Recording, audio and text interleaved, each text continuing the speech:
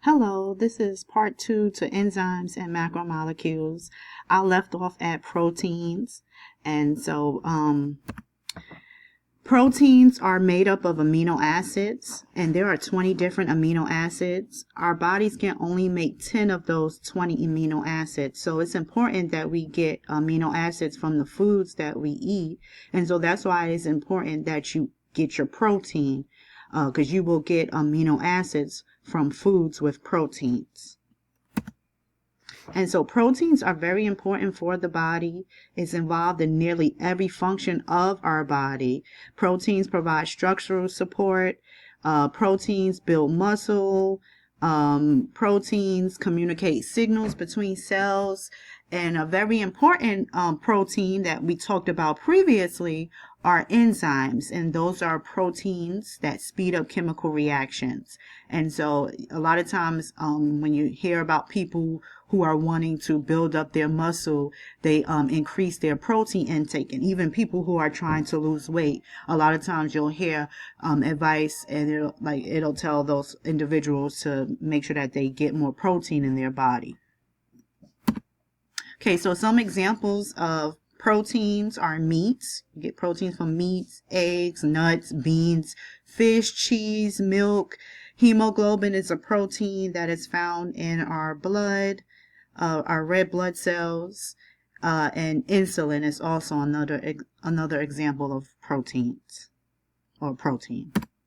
Okay, some additional info for proteins are that the structure of a protein determines its function. And so many times, like with the enzymes, they have a specific shape. So the shape of the substrate is specific for that enzyme, or the shape of the enzyme is specific for a particular substrate.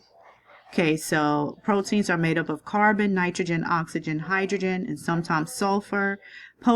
Proteins make up 15% of your total body mass. So your hair, your skin, your nails, they are all made of proteins. And amino acids are held together by peptide bonds to form proteins. So a bunch of amino acids join together and they form proteins. And also, we will learn this very shortly, and you guys may know this already, proteins are made by the ribosomes. So we will learn a lot, and we will discuss proteins in more detail in our when we learn about DNA and RNA in our genetics unit.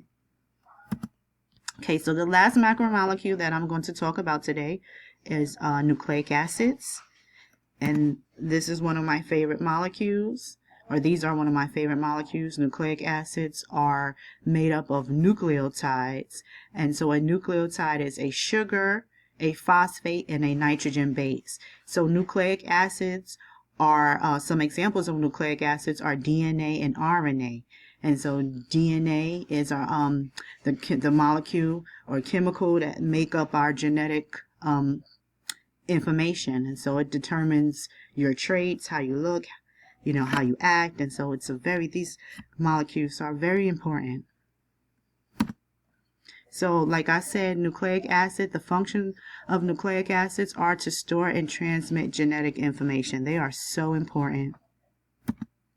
And these are some examples. You have DNA and you have RNA. So DNA is a much larger molecule. It is double-stranded. And so then you have the RNA, which is a smaller molecule. It's single-stranded. Nucleic acids are made up of carbon, nitrogen, oxygen, phosphorus, and hydrogen. And like I already said, DNA is double-stranded. It's found only in the nucleus. RNA is single-stranded, and it's found anywhere in the cell. And that is it. Be sure that you have filled out your notes organizer and that it's completely filled out if you would like to use that notes organizer for the quiz.